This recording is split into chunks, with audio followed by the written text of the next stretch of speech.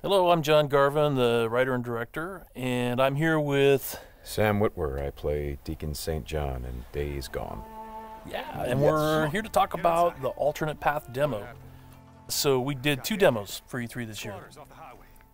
One you guys saw at the media showcase, and this one we showed behind closed doors on the floor at E3. And so for the first time, we're releasing it online so that everybody can kind of take a look at it. And I thought I'd just talk a little bit about, what the differences are, and just kind of like just show you what we were trying to accomplish this year. Yeah, I mean, the most obvious difference so far is the last one was nighttime during the rain, and this is daytime during the snow. Yeah, and it's not just cosmetic, and I think that's one of the things we really wanted to emphasize, because this time we're showing sort of a day in the life of Deacon. You see he's on the drifter bike here.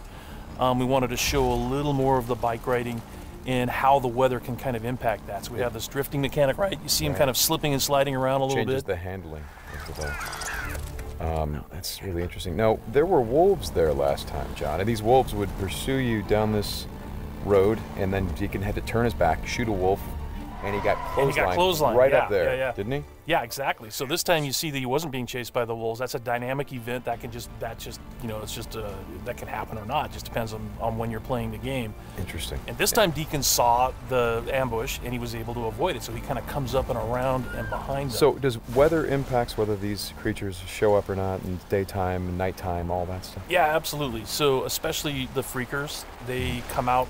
They're mostly nocturnal, but they will come out as the weather gets colder. They become stronger in the cold. Right. And so that will, again, kind of change up the way the game plays. That's very, very... I kind of love that you decided to do this as a demo to show 2 completely different iterations on the same exact mission in the game. Yes, exactly. So we wanted to have, the job is basically the same. Deacon hears that his buddy's in trouble, rides out to save his life. And, as you can see here, this is a completely different experience from what we showed in the first demo. In the first one, Deacon gets clotheslined, and it sounded very painful, by the way. Oh, speaking of painful, okay, so the combat in this game is fairly brutal. John, you want to talk about that a little bit? Well, we just wanted to make it as, as realistic as possible. So, yeah, we're not holding back on that at all. And Sam's done most of his own stunt work for this. And I can tell you that when we're on the performance stage and we're capturing that stuff, we just try to keep it real, right? Right. Well, right. There was sort of a decision made at some point. What I've been on the project for 2 or 3 years now. Yeah, I think 3 years. And so early on, I think there was a more, what were we? It was more Kurt Russell and sort of a two-fisted thing, and then it turned into, hey, let's take this quite seriously. And what that required is a lot more. Taking this combat stuff and showing the horror of the violence that happens and were this type of circumstance to take place. I mean, realism, weirdly enough, is the thing we keep going back to when it comes to not just the stunts, but also the performance style. I think, it was very important that it doesn't seem like a bunch of actors, saying lines. It was all very incidental. And we wanted the world to sort of reflect that as well. So you saw there that, Deacon broke into that emergency vehicle and found some supplies. So this is what we're calling our survival vision. So you saw that earlier when he was looking at Manny's bike on the ground. And it's just kind of a way of seeing tracks in the world and sort of imagining what might have happened. And here I just wanted to point out that you're seeing in this part of the demo that there are freakers there. There weren't there before because it wasn't snowing. It was, and it was getting lighter out. It wasn't getting darker like it is. And so, it changes up the way you can play through the level. And what is this? So, we call this the meat wall. The meat wall. Yeah, and it's not just there, to make the guys who put them up to seem evil. They're there for a purpose because, again, freakers are living creatures. They eat. That's their primary thing. They want to eat. And so you hang these dead freakers up, and and any freaker, rather than coming into their camp like you see here, they would actually stop and snack. Yeah, exactly. Yeah. And then the same thing with this freaker that they've hung upside down.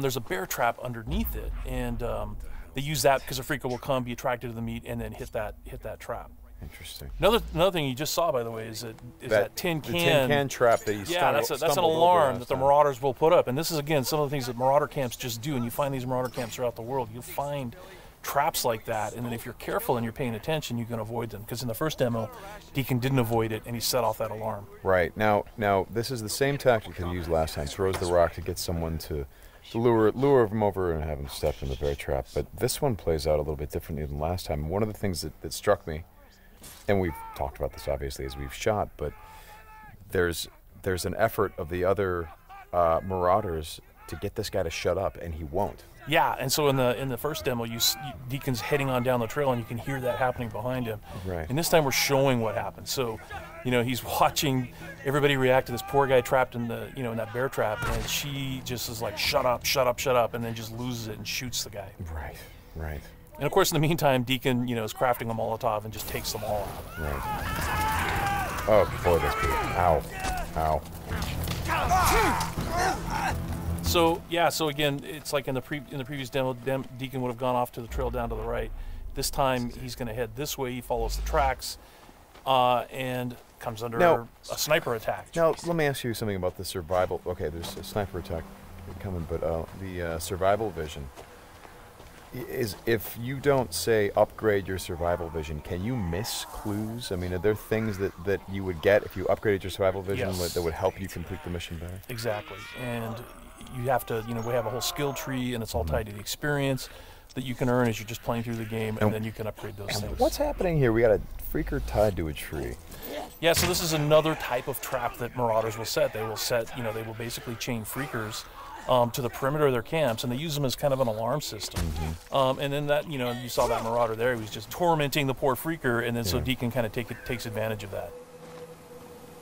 Well, and you think for a moment that Deacon is the guy, he's sort of helping the freaker by, getting the guy that taunted him. Is like, no, and then he's going to take the freaker out right afterward. Exactly. And this is a bit of silent sniping using the crossbow.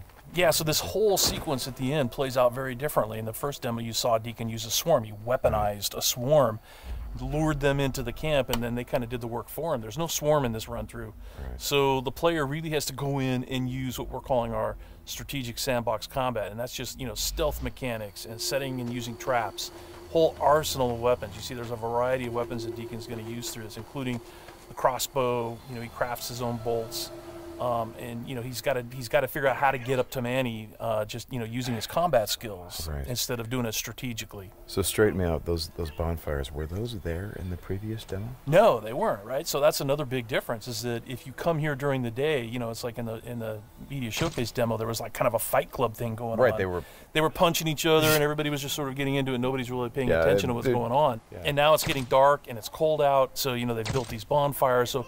And again, it's not just a cosmetic change in the way Well, it's cold, right? Yeah, it's because it's cold. They have to build some. So it changes the way the Marauders behave in the level.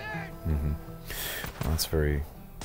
Again, this is part of the reason why I love that you did this as a demo, because the behavior of all of these things, not just the freakers, but the Marauders, everything. There's a logic to it. You can track why they're doing the things that they're doing. And you can use it to your advantage in the gameplay. That's kind of what I like about this so much. And that's really what we wanted to showcase this year, is that it's an open world game, and everything you see around here. And again, we're only playing this two different ways. You saw that waterfall way up there off in the distance. There's a bridge that goes in front of that. If you had a sniper rifle and enough ammunition, you could have driven your bike all the way up there. There's trails that go all the way up there, and you could have used your sniper rifle to take out this entire camp, because it would have taken them a while to figure out where the shots were coming from and to get to you. So, that's a different way to play it. There's another way to play it, by the way, where you could have just stealthed in through the entire camp if you had the skills to do it.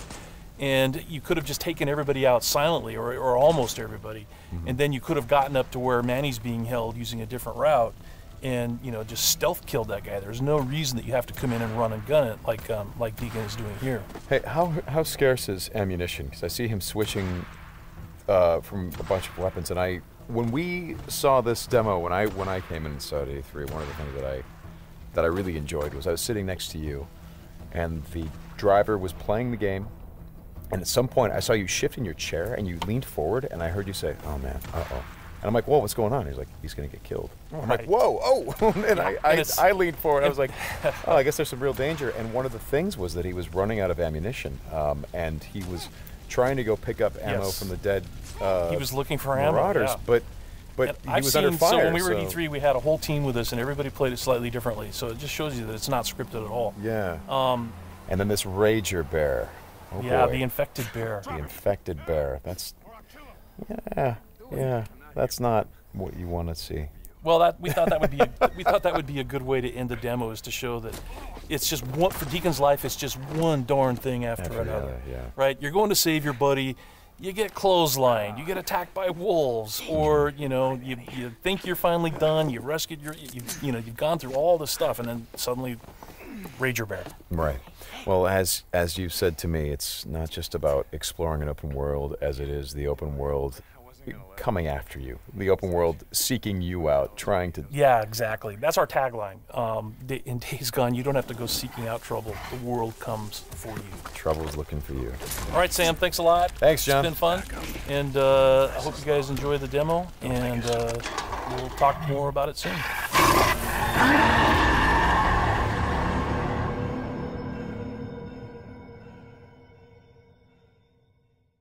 PS4 for the players.